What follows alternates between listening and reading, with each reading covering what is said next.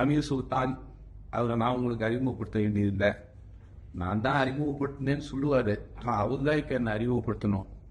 அவருடைய அந்த முதல் குழந்தை பிரசவம் பார்க்கறதுக்கு அவர் வலியும் வேதனையும் பட்டாரோ இல்லையோ, அது சுகப்பிரசவமாக நாங்கள் வெளியில் கொண்டு வரதுக்கு தயாரிப்பாளர்களாக நாங்கள் கடுமையான முயற்சி. நாங்கள் எது சொன்னாலுமே அவருடைய பர்ஃபெக்ஷனிஸ்ட்டு, எந்த ஒரு விஷயத்தையும் அவ்வளோ சீக்கிரத்தில் காம்ப்ரமைஸ் ஆக மாட்டார். அது எவ்வளோ பெரிய ஹீரோவாக இருந்தாலும் சரி, நாங்கள்லாம் அலையில மிதக்கிற திமிங்கலாம், இந்த வலையிலலாம் நாங்கள் மாட்டோம் ரொம்ப அவங்களாம்னு சொல்லியே ப்ரொடியூசரை ஒரு நிலத்திலே வச்சிருந்தாரு. சுருக்கமாக என்ன சொல்கிறாருன்னா, யாருக்கும் அடங்க மாட்டார், நிறைய செலவு எடுத்து விட்டார், சொன்னது மாதிரி படம் எடுத்து கொடுக்குறார், பட்ஜெட் ஃபுட்டு ரைட் அதான் ஸ்போர். இல்லை இது அவராக நினைக்கிறாரு. இப்போ சொன்னது அதுதான் இவரு இல்லை அப்படி சொல்லுவாங்க. அது பார்க்குறவங்களுக்கு புரியுது, அதெல்லாம் நடந்தது தானே. இல்லை பட்ஜெட்டை இழுத்து விட்டாரு, அதெல்லாம் இல்லை.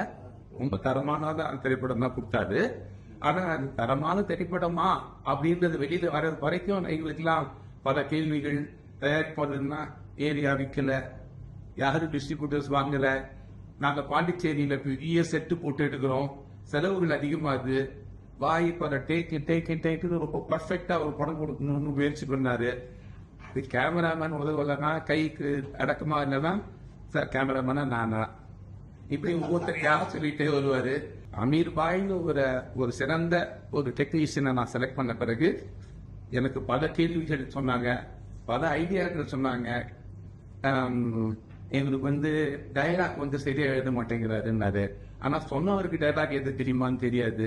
பல இடங்கள்ல இருந்து இந்த ப்ராஜெக்டுக்கு முட்டுக்கட்டியா நிறைய விஷயங்கள் வந்தது. இன்ஷா அல்லாஹ் அதையெல்லாம் தாண்டி ஒரு மாபெரும் கிட்டத்தட்ட 25 ஆண்டுகளுக்கு பிறகு கூட இப்ப இருக்கிற ஜென்சி கிட்ஸுக்கு ரொம்ப பொருத்தமா ஒரு படம் பண்ணியிருக்காரு அப்படின்னா பாருங்க. 25 வருடம் கழித்து கூட இப்ப எல்லா திரையரங்குகளும் ஹவுஸ்ஃபுல் காட்சிகளாக வரப்போகிறது. ஆல்ரெடி ஃப்ரைடே சாட்டர்டே எல்லாம் ஹவுஸ்ஃபுல் ஆயிடுச்சு எல்லா திரையரங்குகளையும். பாயுடைய மகத்துவத்தை நீங்க எல்லாம் கண்டுகளிச்சிருப்பீங்க. திரும்பி இது ரீலீஸ் ஆகுது, எல்லாரும் வாங்க, வந்து பாருங்க, ஆதரவு கொடுங்க. வேலண்டைன்ஸ் டேக்கு இது பெரிய ஒரு அன்பளிப்பா உங்களுக்கு சேரும். அனைவரும் வருக.